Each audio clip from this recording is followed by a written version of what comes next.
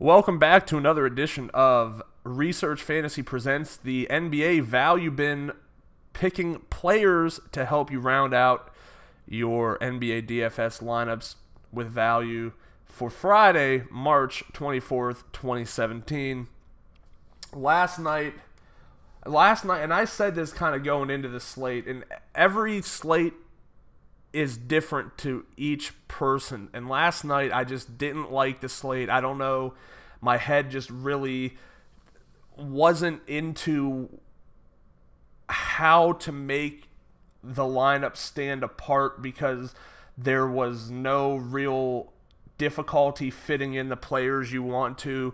I guess I'm more of like a puzzle type guy. I want to have to move pieces around, find that one piece that is being overlooked that can be used to really build some quality lineups. I didn't see it. I didn't do horribly, but Allen Williams definitely killed any prospect I had of doing very well. So it was my coldest day for quite a few weeks. As far as the plays go, last night, obviously Allen Williams was our top value play. He was a complete and total crash and burn.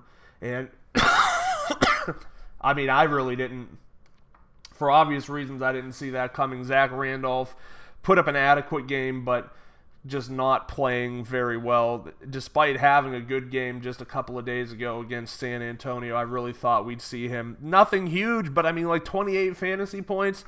He comes in 19.25. Quincy Acey was our other guy, and he came through with a small score of a good score of 25, I'm sorry. And Quincy Acey was on the winning lineup in some of the DraftKings tournaments I was in. 3,500 for 25 fantasy points is a great return on value. So hopefully we could have more Quincy Aceys, less Allen Williams on this podcast today. Our module likes a lot of the cheap plays tonight. Let's look at some of those. We've got guys like Allen Williams again. The Suns are going to be an interesting team tonight. Derrick Jones left the game. He was getting X-rayed. I haven't seen anything. If he misses and Warren misses again, I mean, you're talking about like an 8-player rotation that no matter what happens in the game, I think you're going to be able to throw out all the Suns because they have to have 5 bodies on the floor. So I think you're going to find a lot of those guys to be pretty safe options tonight. We'll have to check in closer to the lineup lock. And we've got Patrick Beverley. Greg Monroe still kind of falls into his price, but he's so untrustworthy because Jason Kidd just doesn't want to play him. And actually, that's really it. It's turned out to be another night where I think you can end up with some pretty good mid-range lineups to carry you through. I like 3 guys a lot tonight. The first guy I'm looking at is Kenneth Faried. He's coming in really cheap, especially on DraftKings, 4,700. He's put together 2 solid games since since coming off his injury. Apologies, trying to beat this thing still. 4,700. You're looking at 23 and a half points. He's put up games bigger than that. I get it that he's in a rotation that's a little bit tough to decipher, but he's going to see minutes ahead of Darrell Arthur. He's going to see minutes ahead of Juancho Hernan-Gomez. I know that they're trying to see what they have in Hernan-Gomez as the season winds down, but this is also a team fighting to keep its playoff positioning. So I think we're pretty good to see Faried come in around that 26, 27 fantasy point mark. But by all means, it's important to remember that he's a guy that's capable of just out of nowhere putting together like a 45-point night. Just ultra talented. The team just doesn't necessarily fit, so he doesn't play as much as he should. Another guy I'm looking at a lot tonight is Alex Len, and it was really weird after the All-Star break when Tyson Chandler was sitting and it was the Allen Williams explosion, because we've seen Alex Len and we've seen Alex Len be good. Put up 40 and 50-point games last year. So it's not shocking that he's finally coming into form, but his price has not caught up with him yet. 4,500 on DraftKings is far too low for someone seeing minutes around the 30s.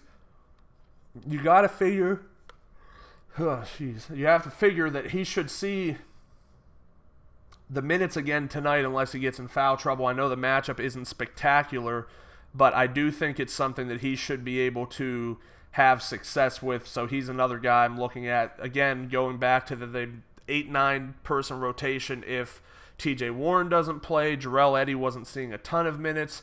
Markieff Chris gets in foul trouble. Allen Williams gets in foul trouble. Lynn did foul out last night, but it was in the fourth quarter by the time that happened. But I think he's a safe play to build around tonight, and he's been playing extremely well. Another guy that's been playing extremely well, though I do wish he was a little bit better when it comes to landing the right hook, and that's Robin Lopez.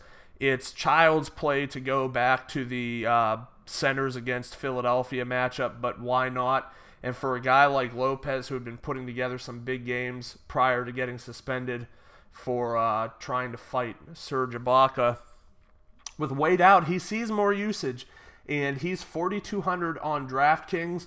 I mean, to put him, Len and Faried together and spend less than it would cost for probably Harden and Westbrook and get the potential of, a much better point per dollar output and still be able to play one of those guys when they're on the slate, that's terrific. And I think that's a strategy that I'm going to be using a lot tonight. Is I'm going to have a lot of lineups with those three guys in it. They're not, maybe as the day wears on, it might, if I see some of the Phoenix news come out, I may be more willing to say that I'll lock all three of those guys in. I'm close to it, and that could be a very bad strategy, but it could also be a very good strategy.